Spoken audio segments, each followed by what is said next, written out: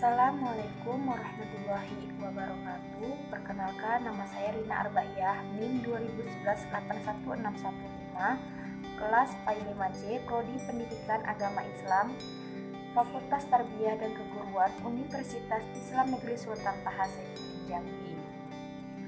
Tujuan dari pembuatan video ini untuk memenuhi mata kuliah usul fikih yang diampu oleh Bapak Suprapta. Baiklah, di sini saya akan menjelaskan mengenai usul fikih tentang URF.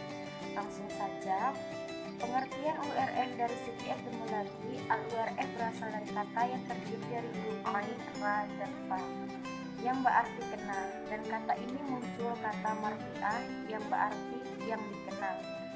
Ra'rif atau definisi, kata ma'ruf yang berarti yang dikenal sebagai kebaikan, dan kata URF atau kebiasaan yang baik. Adapun dari segi etimologi, kata URF adalah sesuatu yang menjadi kebiasaan manusia dan mereka mengikutinya dalam bentuk setiap perbuatan yang populer di antara mereka, ataupun suatu kata yang biasa mereka kenal dengan pengertian tertentu, bukan dalam pengertian etimologi, dan ketika mendengar kata itu mereka tidak memahaminya dalam pengertian lain. Dalam istilah fuqaha, URF ialah kebiasaan. Dari segi pengertian kita mengetahui bahwa URF dalam suatu perkara tidak bisa terwujud kecuali apabila URF itu mesti berlaku atau sering-seringnya berlaku pada perkara tersebut. Sehingga masyarakat yang mempunyai URF tersebut selalu memperhatikan dan menyesuaikan diri dengannya. Jadi unsur pembentukan URF adalah pembiasaan bersama antara orang banyak, dan hal ini hanya terdapat pada keadaan terus-menerus atau sering-seringnya, dan kalau tidak demikian maka disebut perbuatan perseorangan. Sebagai contoh ialah masyarakat Indonesia atau kebiasaan masyarakat Indonesia pada perkawinan ialah bahwa keluarga dari pihak calon mempelai laki-laki datang ke tempat orang tua calon mempelai perempuan untuk meminangnya. Selain itu, pada adat perbuatan seperti kebiasaan umat manusia menjual beli dengan menukar secara langsung tanpa bentuk ucapan akad, dan juga kebiasaan mereka untuk tidak mengucapkan kata daging sebagai ikan. Selanjutnya, macam-macam URF. Para ulama usul fikih membagi URF kepada 3 bagian atau 3 macam. Yang pertama itu dari segi objeknya. Yang pertama, al-URF al-lafzi atau kebiasaan yang menyangkut ungkapan.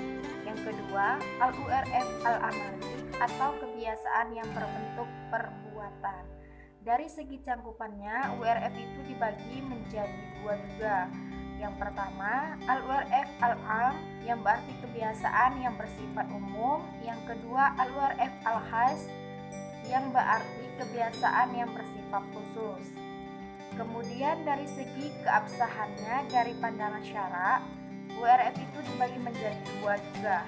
Yang pertama, al-URF al-syahih atau kebiasaan yang dianggap sah. Yang kedua, al-URF al-fasiyah atau kebiasaan yang dianggap rusak. Selanjutnya, kedudukan URF sebagai sumber hukum. URF dianggap sebagai salah satu sumber undang-undang di mana unsur-unsurnya banyak diambil dari hukum-hukum yang berlaku, kemudian dikeluarkan dalam bentuk pasal-pasal dalam undang-undang. Dan selanjutnya ada kehujahan URF sebagai dalil syara. Mengenai kehujahan URF, menurut pendapat kalangan ulama usul fikih, diantaranya yang pertama itu ada golongan Hanafiyah dan Malikiyah. Yang kedua ada golongan Syafi'iyah dan Hambaliyah. Selanjutnya ada syarat-syarat URF yang bisa diterima oleh hukum Islam, yaitu ada 4. Yang pertama, URF harus berlaku terus-menerus atau kebanyakannya berlaku. Yang kedua, URF yang dicarikan sumber hukum bagi sesuatu tindakan harus terdapat pada waktu diadakannya tindakan tersebut. Yang ketiga, tindakan ada penegasan atau nas yang berlawanan dengan URF. Yang keempat, pemakaian URF tidak akan mengakibatkan dari kesampingannya nas yang pasti dari syariat. Baiklah, itu saja yang dapat saya sampaikan. Lebih dan kurangnya saya mohon maaf. Wassalamualaikum warahmatullahi wabarakatuh.